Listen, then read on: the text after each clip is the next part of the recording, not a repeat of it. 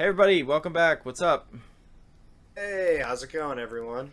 It's going. No, I don't know. You weren't talking to me. Good. What's up, guys? We're gonna get straight into this video because, yeah, we don't have a ton of time. Well, I guess we do, but yeah, it's late and we want to get through this one. Roll. So, as the title suggests, these are our top 10 favorite novels. So, when I approached Matt about this list, and feel free to comment here in a second, Matt, my idea was just like 10 books, single novels. It can be part of a series. It could be part one of the series. It could be a standalone book. It could be part four of a 10-book series. Single books, your top 10 of all time. So I don't know about you, Matt. This was really hard. And Same. I Go ahead. don't take this as definitive, folks, and Rob would probably say it's liable to shift, or it's hard to put that into like such a small confined space. It really is. Yeah. I'm sure mine could shift around, and we're not doing this in any particular order either.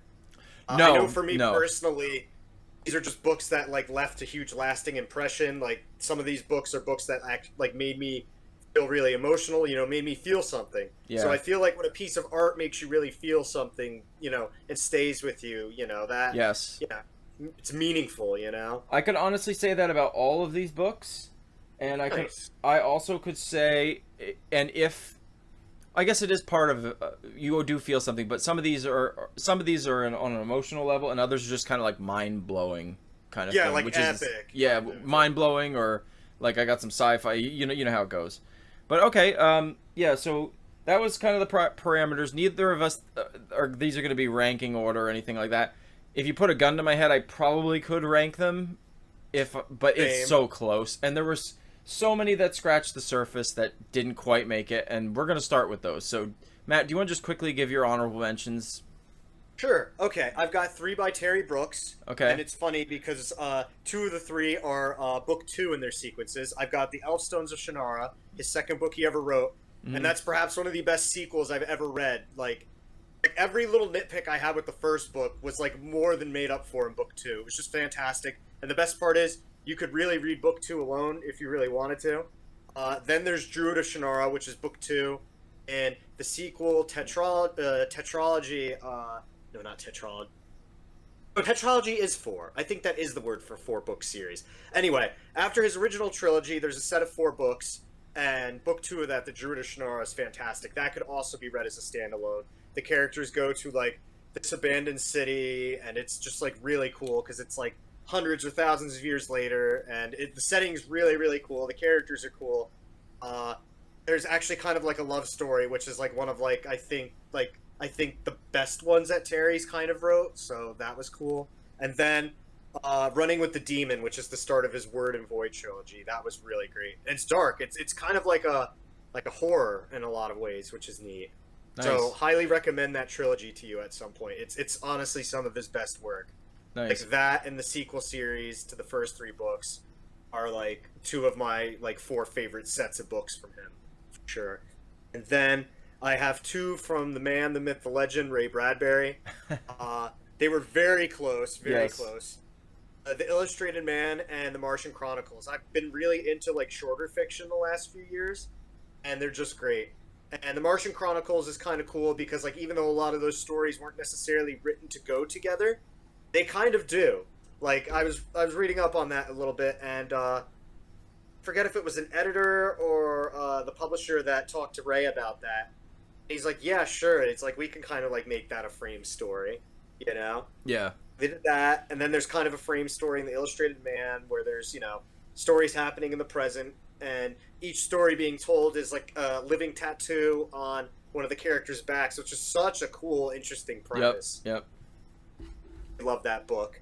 Uh, Next up is Childhood's End by Nice. Arthur C. Clarke. Mind blowing book. It's so close to 2001 for me, but it's just not quite there. Yeah. Not quite. It's close, very close. It's probably like in my top three favorite Arthur C. Clarke books, though, for sure. Hmm. Then after that, we've got Stranger in a Strange Land by Robert Nice. Heinlein. Nice. Sad to say, there's nothing from Asimov, but I actually haven't read anything from him, so there probably would be on this list if I had. Oh, yeah, you'll have to rectify that, Yeah, my nothing. friend. Believe it or not, and it's not for want, not like lack of wanting. Yeah. It's just haven't got there. And then, last but not least, I have Mistborn: The Final Empire. Although I guess it's formally called Mistborn, the very first book. Great, like great magic system, great characters, great setup, and you can kind of read that as a standalone. Mm-hmm. Very Yeah. nice. Oh So- man, so- we're on. This could be a great video. We're on a lot of the same wavelengths. I it wasn't originally on my honorable mentions, but you without a specific book, you could just put Ray Bradbury kind of hovering over this list. But I know. I didn't have any. But yes, I agreed. Like the Martian Chronicles is probably it's either that or it's close between the Martian Chronicles, Something Wicked This Way Comes, and Fahrenheit 451 for me. And then like add the many short stories he's written as well. I've loved everything he's ever written. You know. Yeah, and I still need to read more. In fact, I don't have it on me, but I'm reading actually right now that one short story collection I got when I saw you last year. One more for the road or whatever. Yes. Yep. There's been some hit or miss stuff in it. Like none of it's bad, but like there's been a crop of a few that are like really good and really hilarious. Nice. There's one where- I'll have to lend you October Country as well. This whole video could be about Ray Bradbury. We should do Oh, I one know.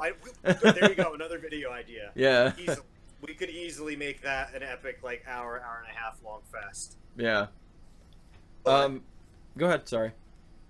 No. I was just gonna say like I still need to read Something Wicked This Way Comes, but I'm sure I'll love that. Yes, you will. I didn't realize that and the Halloween Tree and Dandelion Wine all take place in the same fictitious Illinois town. They're kind of like unofficially a trilogy. Yeah. And I'm like, and I don't think any of them feature the same characters, unless I'm mistaken. But I'm like, oh, that's cool.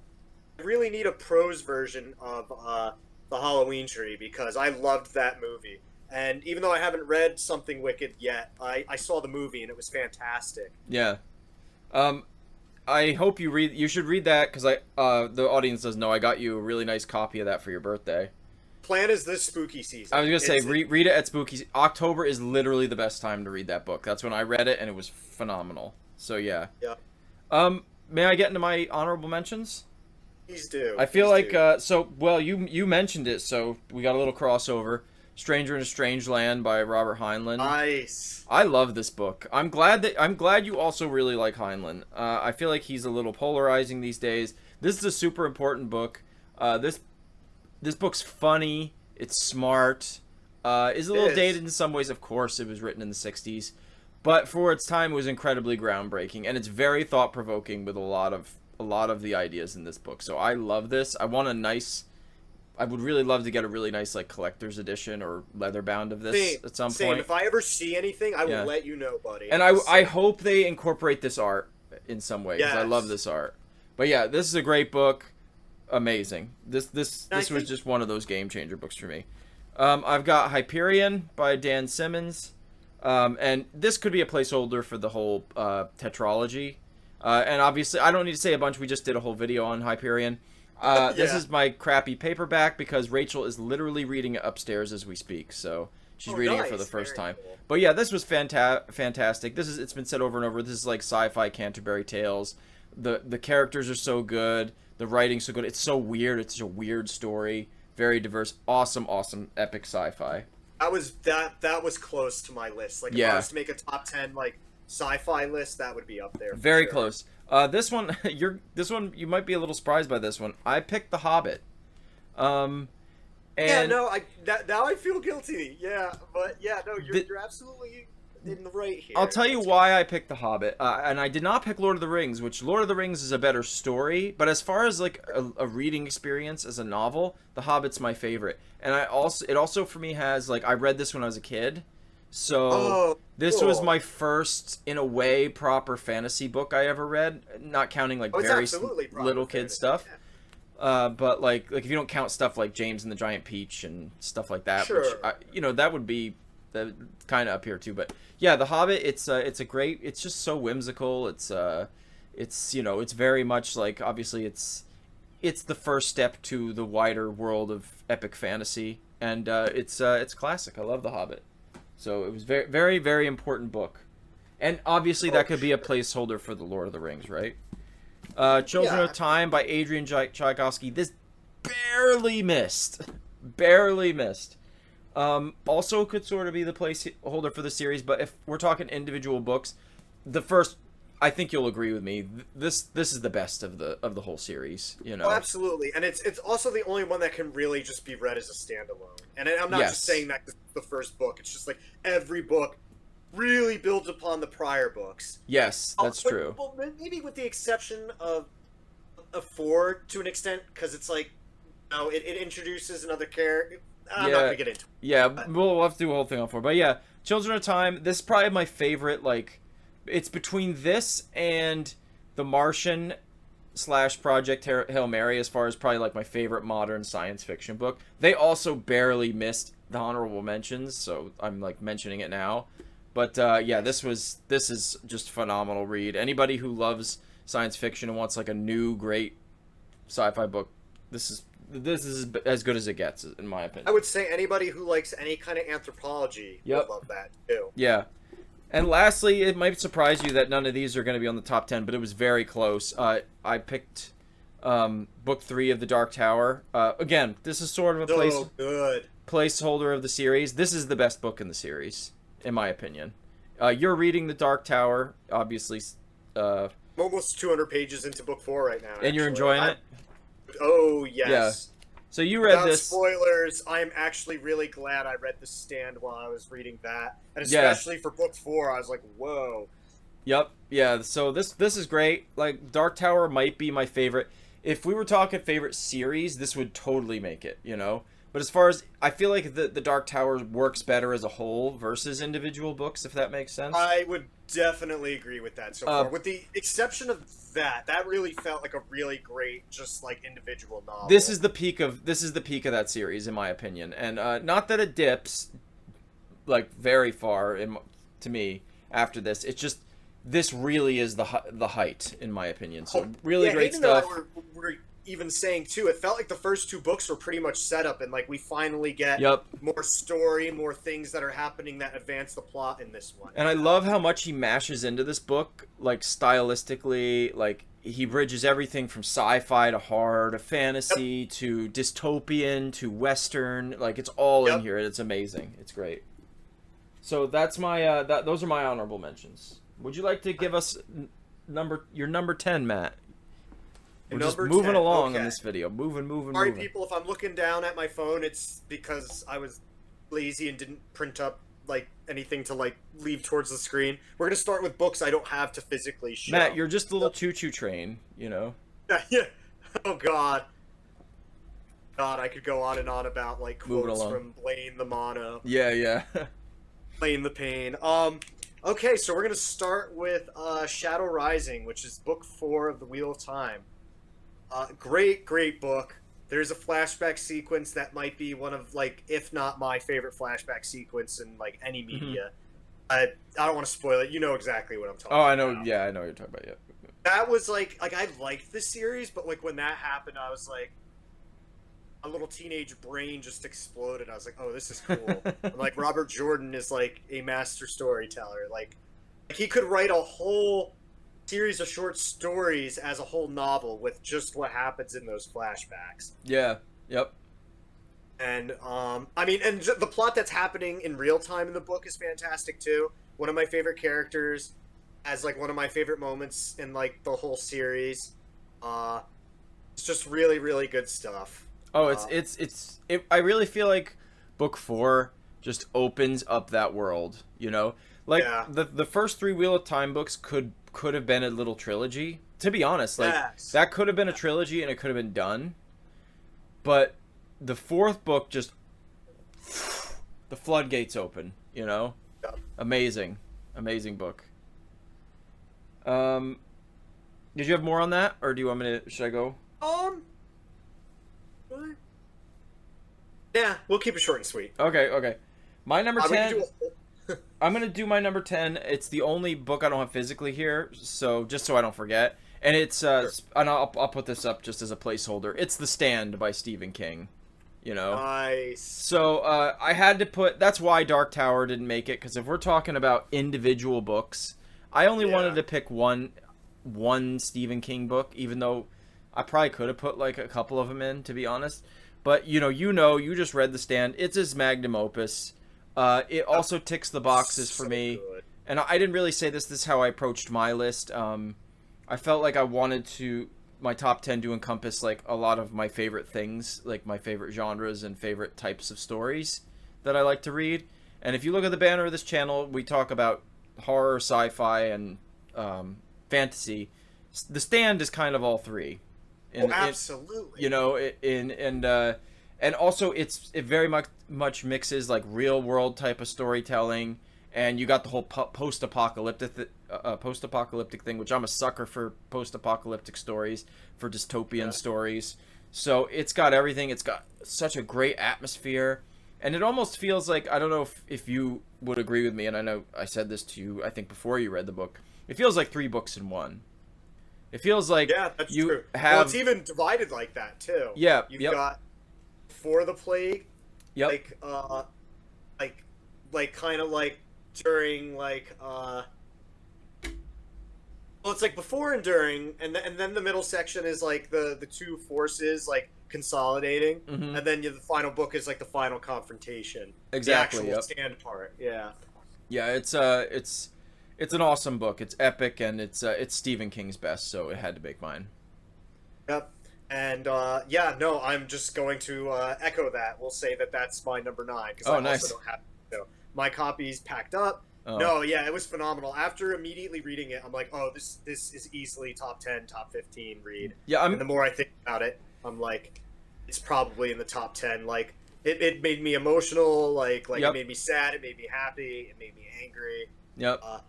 Very interesting character writing for sure, and it's probably, besides Carrie, which I also just read for the first time. Yep, me too. It's one of his only books where I feel at least a little bit sorry for almost all the antagonists in it. Yeah. Except for the big bad. He can go sit on it. Yeah. but like almost everybody else, you can kind of understand why they're the way they are. Well, maybe Lloyd too. Lloyd kind of sucks too, to be honest. Yeah, he does. Yeah. Yeah, he does. But like the one character, without spoilers, who is the huge wild card character, I felt so bad for him.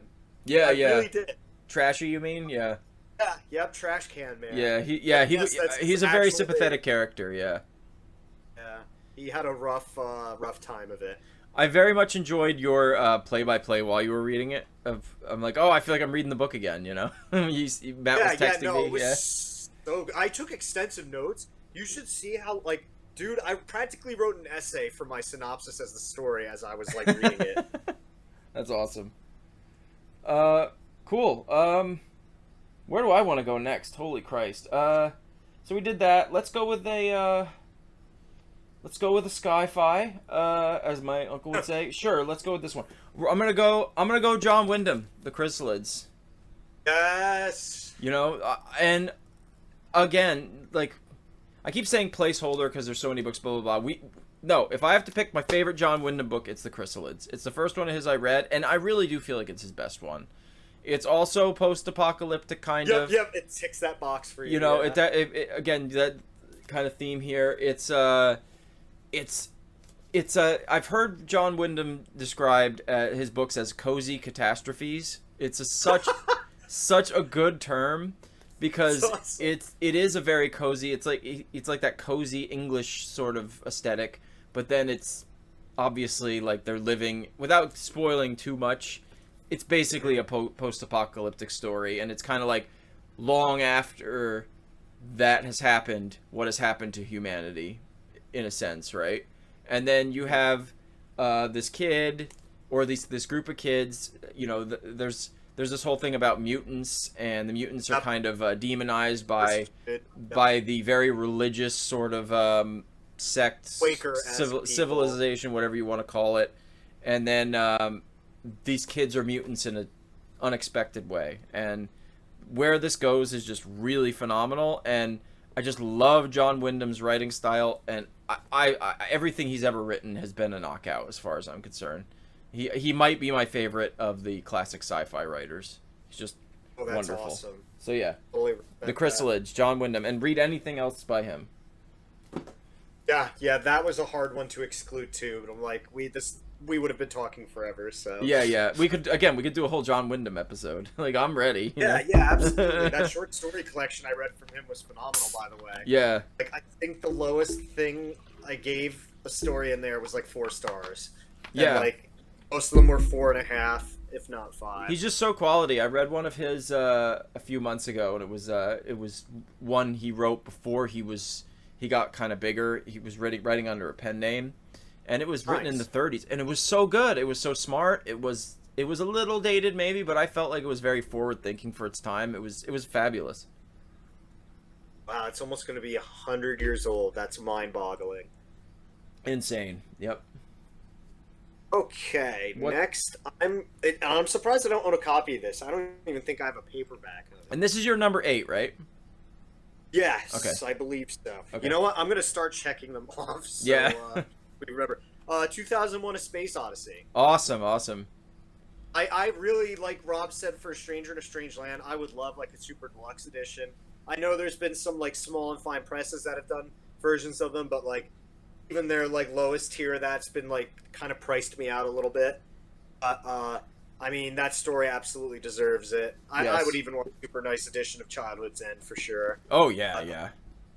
2001's fantastic, and honestly, like, I read the book first, and like I never had seen the movie, and seeing the movie, I'm like, wow, this was incredibly faithful. And like the way Kubrick told that story and with the effects was crazy. I'm like how? Like how did he get that? Yeah. It looks so nice for the time, you know. I agree, and But- the book is a little different from the movie, but the movie's Yes. like it really Captures that I think they were written in tandem if I'm not mistaken, so that might be why, you know. But yeah, the movie really does the book justice. Absolutely. Um, Mark that off. I check it out, Matt. My number 8.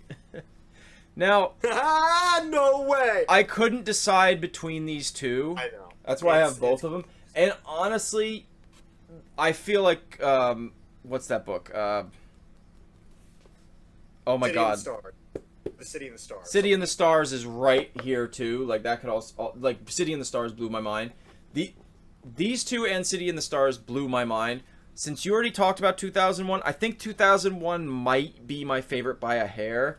But since you already talked about it, you've made the decision for me. I'm going to talk about Childhood's End, which I think is just as mind-boggling of a story. I mean, this one just blew my mind. There's a couple of twists in this book, like the first twist where, you know, the identity of the aliens Yeah, that what come they look down. like, yeah. Yeah, and then you're like, oh, okay, that's kind of funny. And then where this book goes at the end is just like, it blew my mind when I first read this. And the description of like the aliens' homeworld is amazing, and just some of the ideas in this, it's just so next level. I love this. You can't go wrong with either of these two books. Arthur C. Clarke is the master, you know, the master. What's your number 7, Matt? Cool. Let's see. Oh, yeah, we're at the only other one that I don't have. Well, I'm actually staring at it right now, but it's kind of like held up with a bunch of other crud, and it would just be a mess to get it. Words of Radiance by Brandon Sanderson. I still think that's his best Storm Light Archive book. That's book 2 out of 5 currently released books. The storytelling is just really tight. It really ties together a lot of plot threads that were started in book 1, and it really feels like the end of like a first like big arc for the whole series. Some of the character moments are phenomenal. The fight scenes are great. There's so many memorable moments. The arena, Yep. the end of the sky, so many cool parts. Very, very cool. It's just great storytelling. I think it's Brandon's highest rated book on Goodreads, if I'm not mistaken. Yes, I believe so. I see why, you know. Yeah. Great. That was a you know what? So Words of Radiance. Nice. Now, okay, so I have a caveat. This is the one I'm gonna cheat. Okay, I'm gonna cheat on this one, and I don't care. So I knew I had to have Brandon Sanderson on this list. These are his two best series. I could not pick. I was like, what do I pick? You know, and I decided like. I think Hero of Ages is the best of the original trilogy. I think it just wraps everything up. Having recently reread the trilogy, like I think it was a couple years ago, and then I reread this. Was it last year that? No, it was the year before, right? End of 2024. You were rereading them all before Wind and Truth. Wow, has it been 2 years almost? Wow, it's crazy. This is fun. This is everything you said about Words of Radiance. I agree. I really feel like a lot of the characters came into their own in this one. That ending, like with the fight between Kaladin and that's like such an amazing scene. It just epic stuff. And Stormlight is like his magnum opus. But I kind of gotta give love. I think if you put a gun to my head, I might possibly pick this. And the only reason for that is like. This has a little more nostalgia, and like the like to me they stand together like so closely, but like the nostalgia pushes this one slightly ahead of it, maybe. Only because like it's tighter storytelling too. There's not as much going on. It feels more focused. And also, it's got such the original trilogy. The world is so unique. Mm-hmm. You know? Oh yeah, it's like gothic, like not post-apocalyptic, but it almost feels like that because ash is constantly falling from the sky. Yeah, so the Mistborn trilogy, I also feel like if you're gonna read Brandon Sanderson, and it's where I started, the Mistborn trilogy is the place to start. Yep, you know, hard agree. Yeah. And so if someone were to say to me, would you recommend this first? And by this I mean this series or this first, I would say this hands down. And and then I don't know, I just of the 3 books, I think this is the best one. I think this is the most. I think the writing, if you look at the writing from the first book to the third one, the writing's the best on the third book. And so much shit happens in this book, and it just, by the end, you're like, whoa, like, I can't believe that happened, you know, so. I know, it's probably one of the most satisfying endings to a trilogy or, like, series that I've ever read, honestly. I would agree with that, yes. I would agree. So, yeah, so, man, we're... these top 10s are blowing me away because we have so many crossovers. Yep. What else you got, Matt? You're gonna laugh because guess what I've got? I've got. Oh no! I just knocked down all my books. I've got The Hero of Ages. This is the really nice leather-bound copy. Okay, that's amazing. Yeah. Yep. And much for the same reasons Rob said. You know, like he really stuck the landing and. You know, it hits you in the feels. It might not be exactly the way you want it to end, but it's like the only way it could have type of deal. Yep. And there's so many little hints and clues about a lot of what happens in the climax of the third book that when you go back and read the original trilogy, it's like it was right in your face the whole time. Yep, the whole time. Yep. Like it was told in such a way that you know, made sense and it didn't really necessarily spoil it. Brandon's great at that. That's it's the Sanderlanche, right? For those who don't know, he's able to plant all these little seeds. As you're reading, more and more kind of happens, and then suddenly it's called the Sanderlanche because a bunch of shit just happens. You're like, what? Like all the dots connect, and it forms in this beautiful tapestry, and you're like, what happened? You know? Exactly. What number are we on? Do you know? I'm hoping that they all that it all comes out correctly. We're good. We never claimed we were math people. Yeah. Yeah. We never claimed we could count to 10. We can. Okay. My next one. Okay. This one might surprise you. So, Matt, what's the greatest horror book ever written? Ooh, that's a very good question. This is probably the one you were trying to hint to me earlier. I don't know. I would almost say another Stephen King book, but that might be too cliche. Yeah, I don't know. Hit me with it. It's a good guess. To me, the greatest horror book ever written is Dracula. Oh, that's cool. Hayden's reading that right now. Um, Yeah. I kind of wanted to include this one because first of all, I think the sequence where uh Harker goes to the castle is perhaps the greatest moment in horror of all time across Nice. media. And it's been done so well in so many of the Dracula movies. And you know, you'd think for a book, when this come out, 18, see if it says here, 1897, Hmm. you think that it would not be as palatable as it is, but I would argue this, as well as Frankenstein, are really, really, like, they've held up really well for their era. And I read this like a while back. This was another one of those um, books that I read. It was like, I think it was late 2019, early 2020 when I read this, and Wow. A while. it took me a while, but like, it really is amazing. And less so, in some ways, less so the book, and more so the story and how often that's been adapted, and it's been done well. It's been done badly a bunch of times too. But I mean, you got everything from, like, you know, the Bela Lugosi, like, Universal Pictures Dracula, which is of course classic, the Nosferatu movies, Christopher Lee, the Hammer ones, everything, everything that makes for a good vampire story, Salem's Lot, like, all those things Yep. are because of Stoker. And this book is great. Like, especially the first third of this book is like the best horror I've ever written. It sags a bit in the middle, I would say, just a little bit, and then it's amazing till the end, in my opinion. So yeah, I don't know. I think this is, I had to have a really, really, like, just like, unequivocally it's a horror book in here, and to me Dracula is the best of the lot. It's a great book. It's hard to read, I think, for some people. Like, it's not the easiest read because of the old, like, kind of the old style English, but it's a Yeah. classic. It's a gothic horror classic. So yeah, had to put it on there. Nice. Cool. Okay. Well, you mentioned it earlier. My next book is Project Hail Mary. Nice, nice. I like that pick. This made me feel many things as well. It made me feel sad and made me feel happy. Mm-hmm.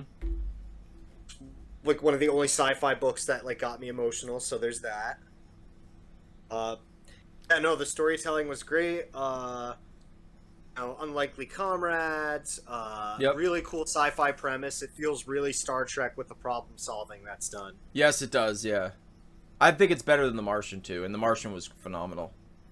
Yep, I definitely agree. Mm-hmm. It's funny, speaking of Brandon, like one of the blurbs for this, let's see. I love The Martian, but I actually find Project Hail Mary to be Mr. Wire's finest work to date. This is the one book I read last year that I'm certain I can recommend to anyone, no matter who, Yep. and know they'll love. And I agree with that. There's a reason why like the movie like did so well. You know? Yeah, yeah. We should watch that together on a side note. But also, that moment does have a WTF moment. Like a, oh wow, like, oh, like what? Like, suddenly, you know, Yeah, you know what I'm talking about. Yeah. It comes out of left field because there's Yeah. like such an immediate problem that you don't even think about the other thing. Yeah, that you're just like, wait, what? Where did that come from? You know, so good. Yeah. No spoilers. So but, good. You know, people have seen the movie trailer. They Yep. know And what all we're I'll say talking is I love Rocky. That's all I gotta say. about. Okay. I'm hoping I have 5 books left. How many do you have left to talk about? Yeah. 1, 2, 3. Oh my God! Wait, what? 1, 2, 3, 4. 1, 2, Okay, 3, good. 4. So I've so got that's, 4. you went before me, so I am good. Okay. So what am I going with next? Yep, we're gonna go with this one. Okay. This is man, I had to put this on here. You know, this one might make you laugh a little bit. I don't know, but I had to put this one on here because this was another really, really important book to me. And this one I read. This is just really important. It's a Game of Thrones, Nice. the first of the Song of Ice and Fire. I debated between this and A Storm of Swords. I think the third one, yeah, Storm of Swords. The first 3 books are phenomenal, like masterpieces. Honestly, like, I don't know if I should say any spoil. Do you think everybody knows the spoilers to Game of Thrones at this point, or At least the stuff that happens early on. spoiler alert if you don't know freaking this thing? But when you're reading this, and when the scene with Ned, that was a jaw-dropping moment for me. Like, absolutely, because he was very main character coded. Yeah. you know, and I had not seen the show. I didn't know anything about it. I just read the first book, you know, and you're reading it, and Ned is the main character for most of it. You get Tyrion's perspective. I think you get Kat's perspective. You get, it's been a long. I want to reread these books very soon, actually. I forget who else. You get a few different perspectives. But I think maybe Cersei. But yeah, but Ned is by far the main protagonist of this book. And then when you get to that scene, you're just like, what the fuck? Like, I'd never read a book like that before where they just off the main character. Like, Yeah.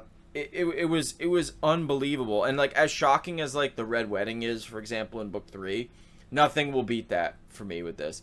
But aside from that, like, just that moment, like, amazing characters, like he's really good at writing characters, amazing world.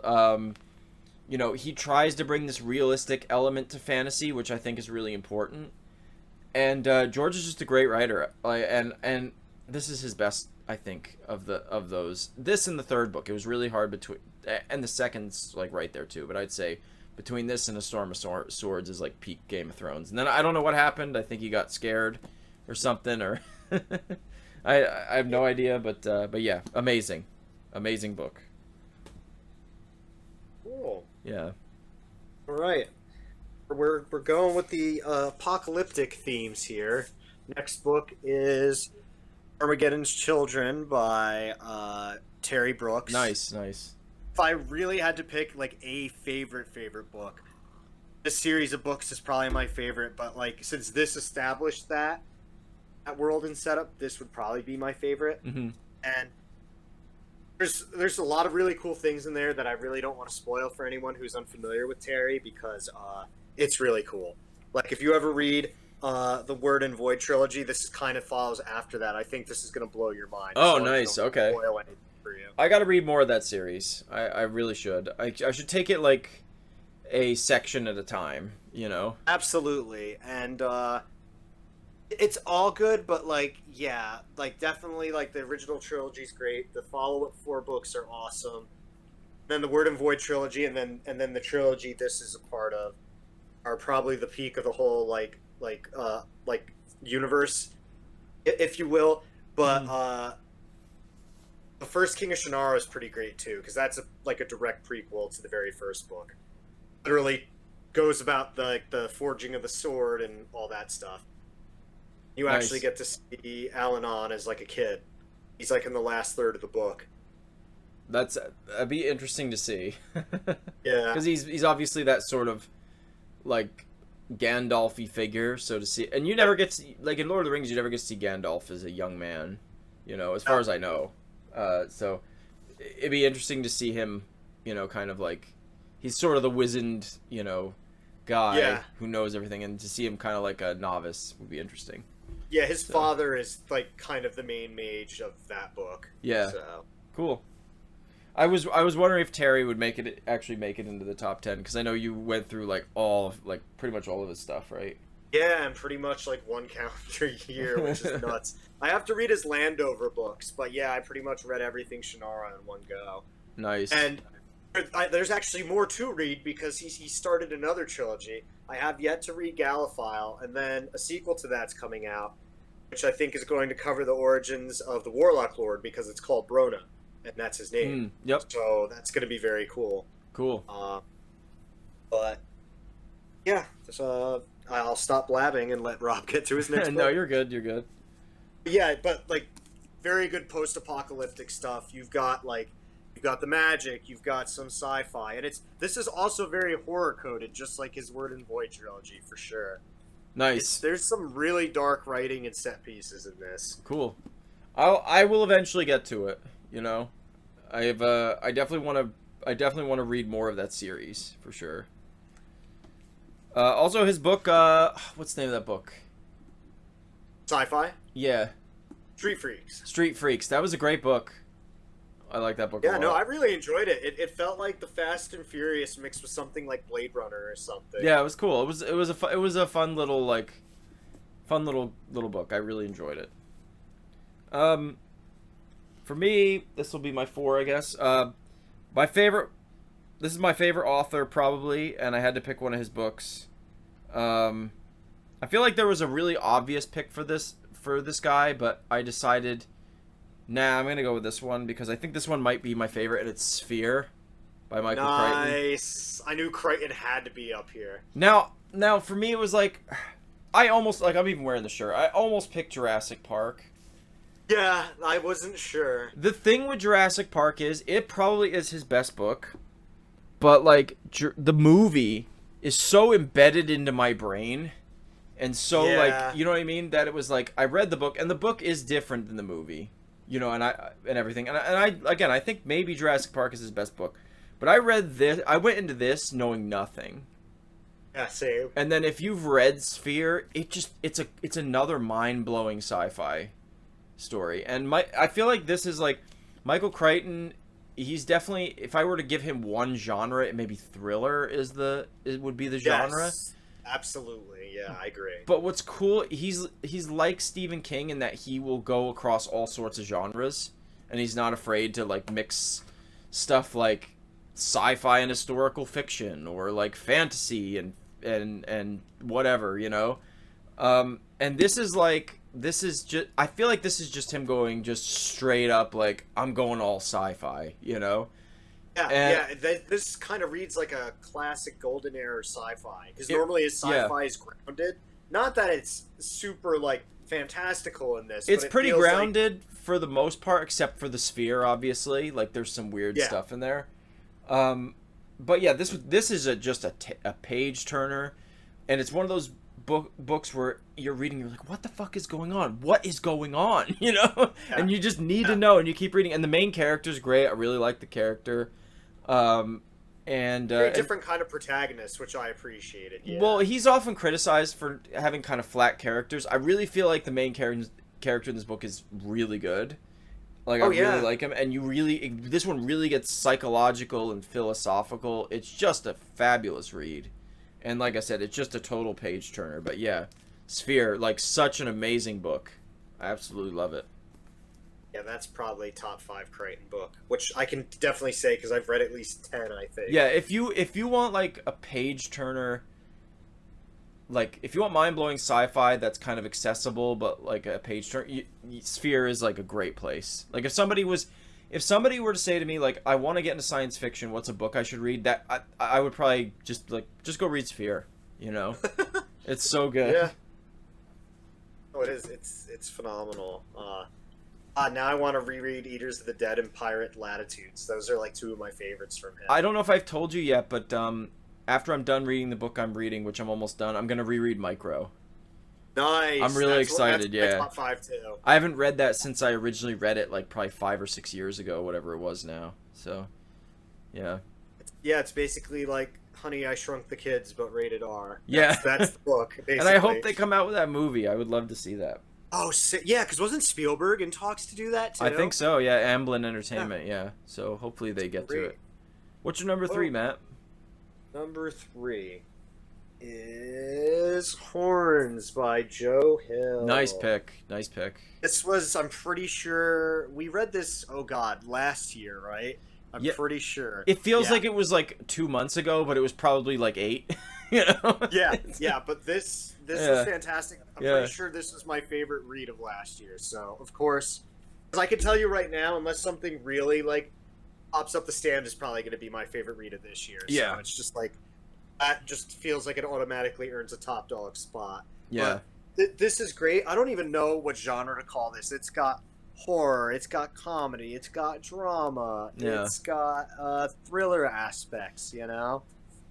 It's just so good. And it feels like whimsical and dark, kind of like a Gaiman book, honestly, like a Neil Gaiman book, or a what's another, or like a Terry Pratchett book, even sometimes, or even like some of the cynicism and like sarcasm and stuff even reminded me of God,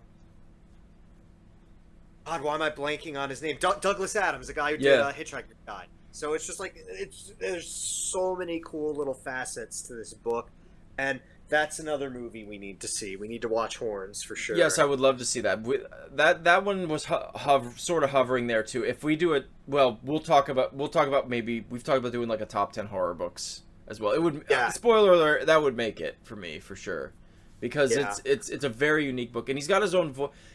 There's moments where you could tell it's like, oh, he's definitely a king, you know, oh yes, but he definitely has his own voice and his own style, and I really like it. So, and it works for best sure. with horns as far as I'm concerned. I'd like to read one of his other ones too. You should read Nosferatu sometime. That'd be fun. Yeah. Yeah. Speaking of the vampires. And Oh, as I've said many times, I'm a sucker for vampires. That's why Dracula was on the list. I- Okay, what do I want to go here with these? I'll go with this one.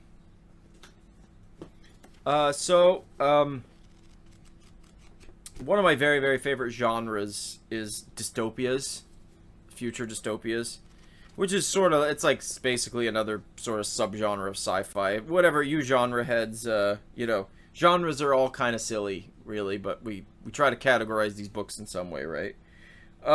There's only one, really, and it's 1984. nice. This is genuinely the most terrifying book I've ever read. Forget all the horror I've read. Forget any of that kind of... Forget some of the darkest stuff. The thing that's the scariest about this book is, like, the stuff that has turned out to be true. Yeah. You know, like, I'm gonna be kind of vague with it, but just like there's passages of this that I read, and I'm like my jaw hit the floor and it gave me chills. Like he could be describing 2026, you know? He could have been Yeah. describing 2020. He could have been, you know, you look at any point in history since this was written, and you can find parts of this where you go, "Oh wow," you know, and even the terms from this book have penetrated like the wider culture. Big Brother. Everybody, when you say Big Brother, everybody knows what that means. You know, the powers that be, the government, whatever you want to say it is, you know, came from here. He was talking about something like fake news before fake news was a thing. He talks about erasing history. He talks about suppressing Yep. freedom of speech. He talks about Yep. all of the like the state having absolute control, or you know, it's There's a reason this is one of the most banned books because Yeah. politicians are like it's airing out our dirty laundry. it really is. Orwell was way ahead of his time. It's a very chilling read, and it's also it's a very interesting story, like as like a sci-fi type of story. I love this and Animal Farm, but 1984 is his masterpiece. And there's a lot of future dystopias I like. We talked about Fahrenheit 451, We by how do you say his name? It's like Yevi Zemyatin, I think his name is. His Russian guy. There's another big one. There's a few of them. There's Anthem by Ayn Rand. There's You read the Dog Stars? That's kind There's of the apocalyptic. yeah. Oh, I'm forgetting. Oh my God, Brave New World. Yeah. Oh my God, took me forever Yeah. to think of it. Brave New World. Yeah, that was another. That's another one that's very close. But 1984 is really the one. It's the scariest one. It's in some ways, the most. Yeah, I don't know. It's 1984. It's classic for a reason. Big Brother's watching you. Nice. Okay, number 2. My God, almost done. Is Children of Time by Adrian Nice, Tchaikovsky. nice. This is the broken binding edition. You got that nice little sprayed Yours edge is much there. prettier than mine. I love it. Yeah, that's another book that I would love, like a really deluxe version of. Like, I would go all in for like an edition with like nicer paper, better binding, like leather or cloth boards. But anyway, it's great. It's like there's 2 anthropological journeys where you're following 2 different groups of people, and I'm going to use that term very loosely here. Literally going across hundreds, if not thousands, of years of evolutionary changes and cultural evolutions, and it's just really freaking cool. I still haven't read anything quite like it, even after reading it.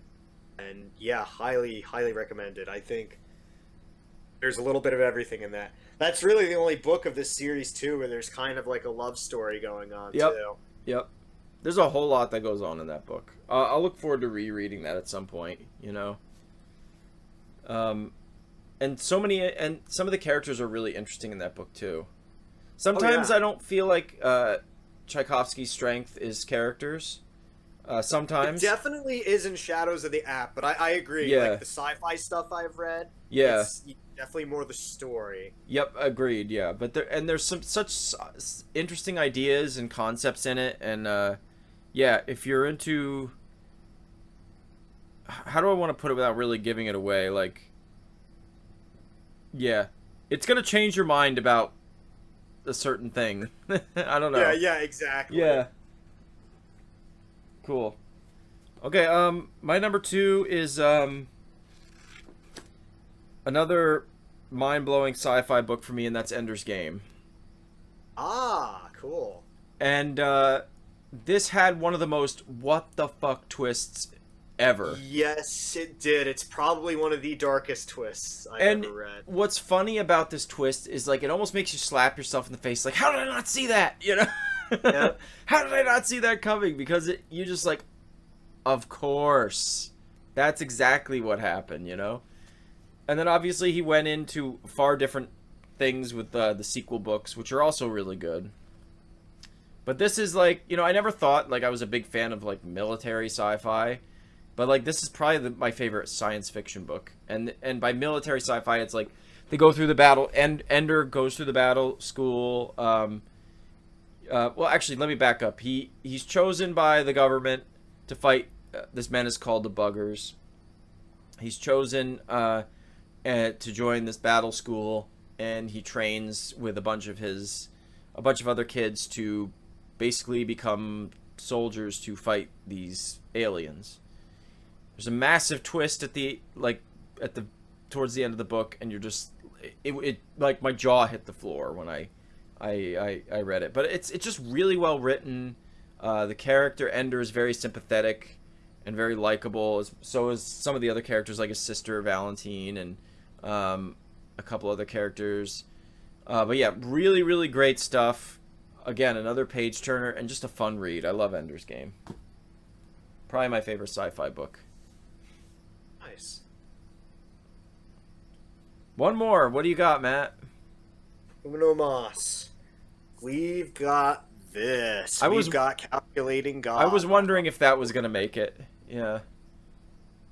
This book pretty much had me openly weeping at the end of it. And it's the only sci-fi book that's made me do that. Although, the very end of Children of Time got me close, but like this, like, I don't know if I was actively crying, but those tears were like ready to fall. Like, they were there. They just might not have actually left my eyeballs. Yep. It's a beautiful book. It's great. Honestly, if people like Project Hail Mary, I would recommend this. They're very different, but there's a facet of this that's very similar. And I don't know. I would just recommend it to anybody who likes sci-fi. It's just great. I feel like there's a very deep message of empathy and understanding in it too, and trying to like understand.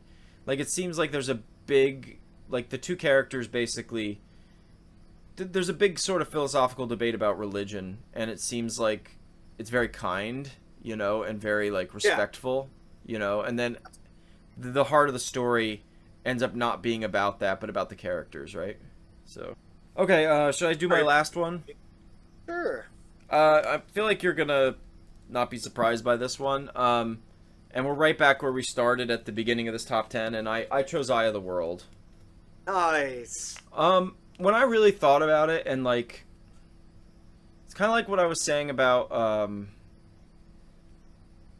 what was I saying? Which series was I talking about? Dark Tower, where it's like you treat it more as a whole rather than the individual books. But like, when I go back on it, I'm like, and look back on it, I'm like, there's a simplicity about this book that I really like.